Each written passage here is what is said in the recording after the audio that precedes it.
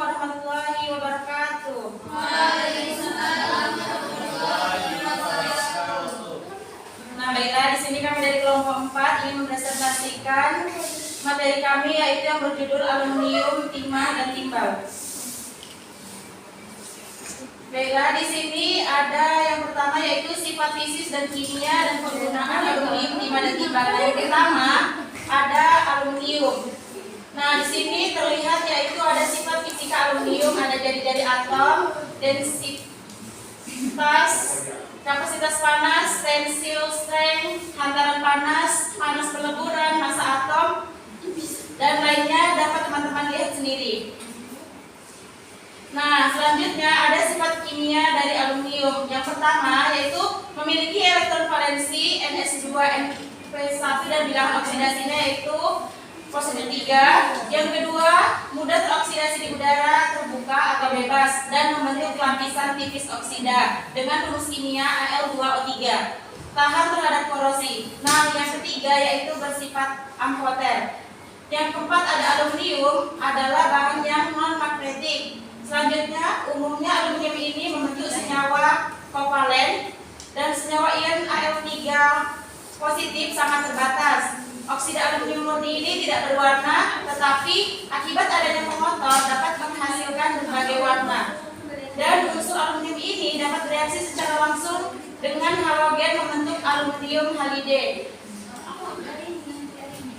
Kemudian ada unsur aluminium ini tidak bereaksi dengan asam nitrat dan aluminium oksida membentuk 2 isomer. Nah, yang kedua ada timah. Di sini terlihat ada sifat fisis dan kimia tanah. Selanjutnya ada sifat mekanik dari timah, ada keadaan benda, titik lebur, titik didih, densitas. Nah, yang ketiga di sini ada timbal, memiliki sifat fisika dan juga kimianya. Nah, di sini selanjutnya ada penggunaan dari aluminium. Nah, yang pertama ada pada produk konstruksi. Aluminium juga bisa dibentuk menjadi berbagai jenis produk konstruksi. Sekarang ada banyak jenis bahan konstruksi yang dibuat dari aluminium, seperti konstruksi untuk rangka atap, jendela, pintu, dan berbagai penyusun konstruksi lain. Nah, yang kedua ada pada bahan cat. Pengolahan cat warna untuk dinding, kayu, dan berbagai komponen kendaraan juga membutuhkan aluminium. Aluminium ini bisa diolah menjadi komponen yang lebih kecil dan ekstrak lembut yang bisa menutup kelemahan pada bahan cat lain. Nah, yang ketiga ada komponen otomotif, yaitu manfaat aluminium ini bisa dibentuk menjadi berbagai jenis komponen otomotif. Selanjutnya ada produk kemasan. Kemasan kaleng membutuhkan manfaat aluminium sebagai bahan komponen penyusun utama. Aluminium ini memiliki sifat yang tahan terhadap korosi, ringan, dan mudah dibentuk.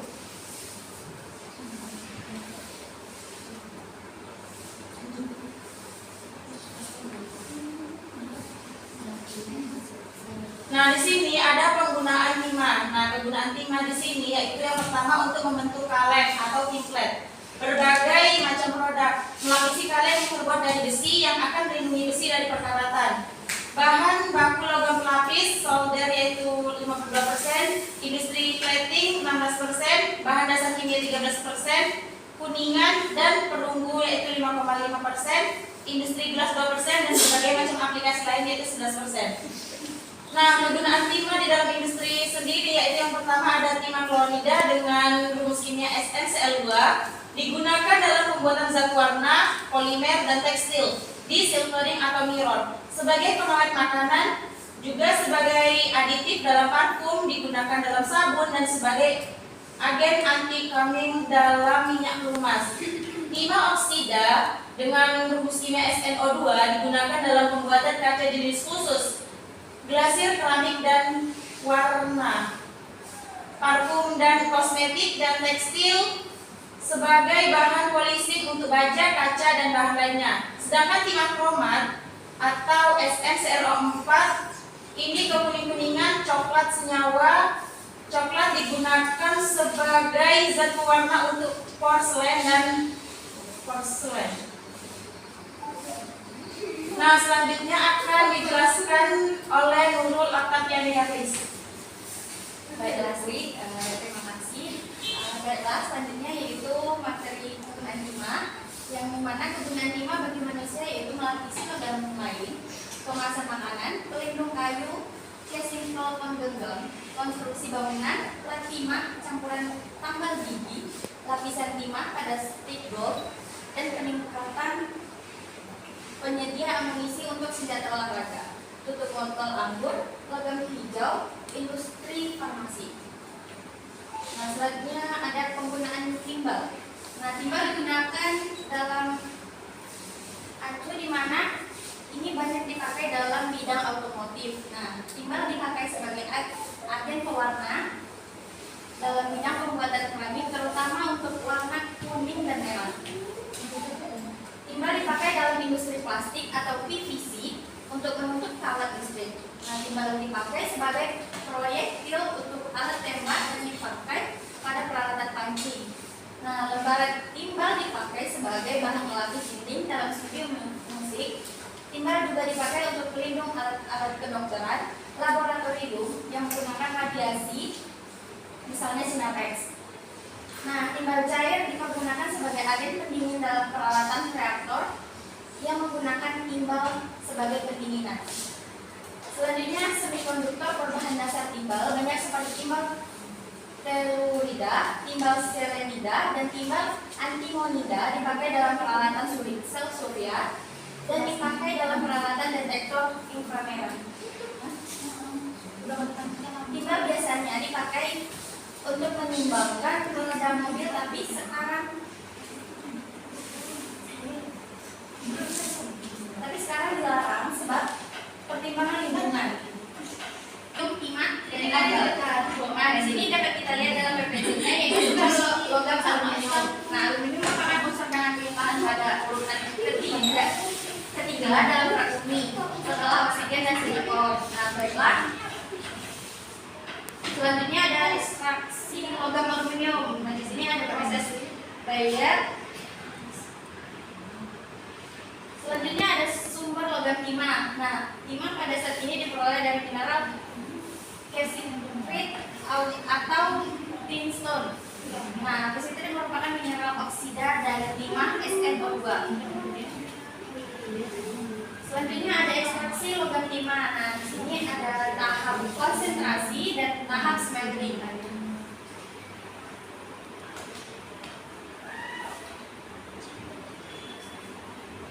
Dan yang terakhir ada tahap refining. Dan yang ketiga ada sumber logam timbal. Nah, di alam timbal terutama terdapat pada sebagai galena atau BBS, namun beberapa biji lain yang mungkin terbentuk sebagai akibat pengaruh iklim atau cuaca pada galena adalah sebagai karbonat. Nah, selanjutnya ada ekstraksi logam timbal. Di sini biji galena pada mulanya dipekatkan lebih dahulu dengan teknik flotasi buih, kemudian sejumlah kuarsa ditambah, baru kemudian dilakukan proses pemanggangan terhadap campuran, seperti yang kalian lihat pada PPT-nya.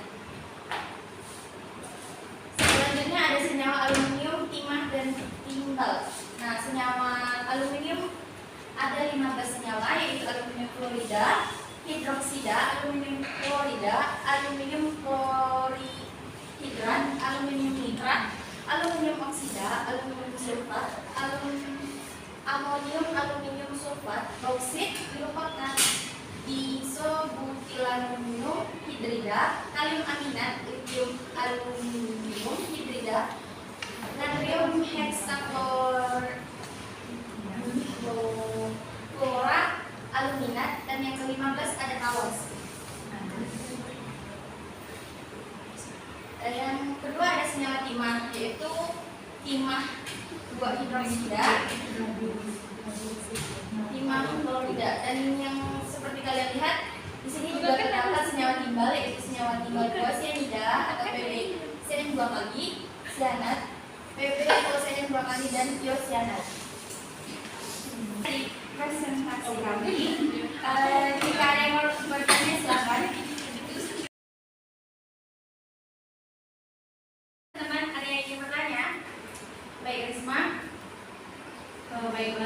bertanya untuk mengganti logam aluminium, timah dan timah ini kan termasuk logam berat. Nah, jika logam berat ini mencemari lingkungan perairan yang terdapat habitat atau populasi ikan, apakah ikan tersebut masih memungkinkan untuk dikonsumsi? Sekian, terima kasih. Terima kasih semua. Teman-teman yang lain ada yang ingin bertanya? Baik, Alia. Nama saya Kaganis Alia, izin bertanya kepada kelompok penyaji, mengapa logam aluminium itu tidak mudah berkarat atau lebih awet dibandingkan dengan logam besi? Padahal logam aluminium itu lebih reaktif daripada logam besi. Terima kasih, Alia. Selanjutnya ada yang bertanya? Enggak kalau lagi begitu. Baiklah, Wanda, silakan. Jadi, perkenalkan, nama saya Wanda, izin bertanya, apa saja yang mengandung timbal dan apakah timbal ini berbahaya? Nah, kalau berbahaya, mengapa? Sekian pertanyaan saya. Terima kasih. Baiklah, teman-teman. Sembari menunggu jawaban. Tunggu sih.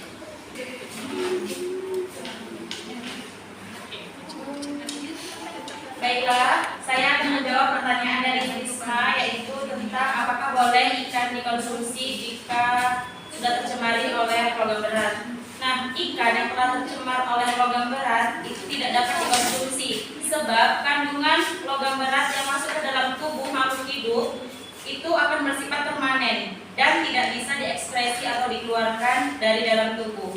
Nah, tetapi ada cara bagaimana mencegah dari pencemaran logam berat tersebut. Nah, ya salah satunya proses sederhana yang diperlukan untuk penurunan kadar logam berat, yaitu proses koagulasi, sedimentasi, dan filtrasi. Nah, yang kedua ada penanggulangan dengan pengendalian dan pencegahan dampak pencemaran dilakukan dengan penataan kembali tata ruang.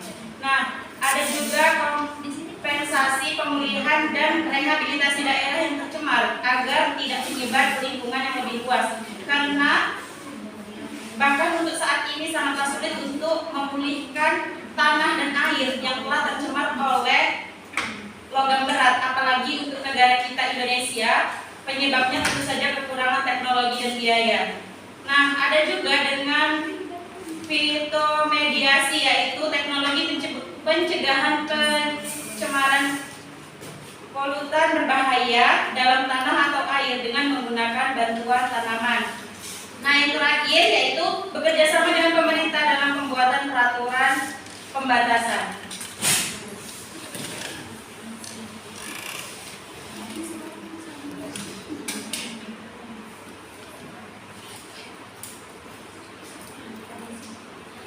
Bisa diterima jawaban dari kami?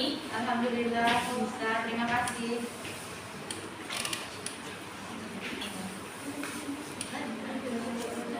Saya akan menjawab pertanyaan dari si Wanda.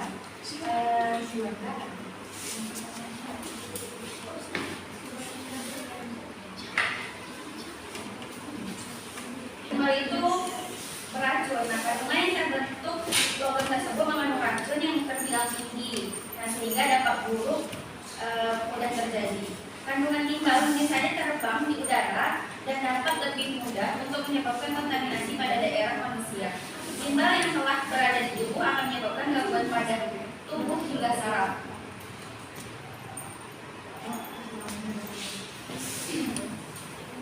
Bahaya dari keracunan timbal yaitu yang pertama, gangguan sistem saraf. Salah satu bahaya timbal pada kesehatan adalah terjadinya gangguan sistem saraf. Seseorang yang kerap terpapar kandungan logam tersebut dapat mengalami kehilangan nafsu makan, depresi, hingga menurunnya kecepatan untuk merespon. Nah, yang kedua ada gangguan sistemik, yaitu seseorang yang mengalami keracunan timbal tidak dapat mengalami gangguan pada sistemnya. Nah, yang ketiga ada gangguan pada tulang. Nah, keracunan timbal bisa dapat kita obati dengan terapi inhalasi, digital.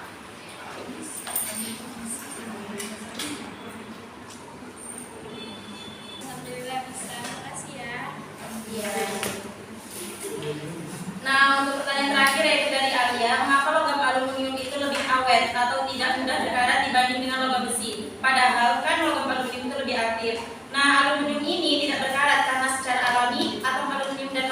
halogen terikat membentuk lapisan aluminium oksida yang sangat tipis dan melindungi logam aluminium di bawahnya. Oleh karena itu, aluminium ini juga hampir tidak memiliki besi di dalamnya, sehingga tidak dapat membentuk besi oksida atau karat. Baiklah, apa bisa diterima lihat? Alhamdulillah sudah bisa terima Sri. Makasih. Baiklah, karena sudah ada 3 pertanyaan dan sudah dijawab juga. Sekian, jika ada kesalahan dan kekeliruan mohon dimaafkan. Wassalamualaikum warahmatullahi wabarakatuh. Waalaikumsalam warahmatullahi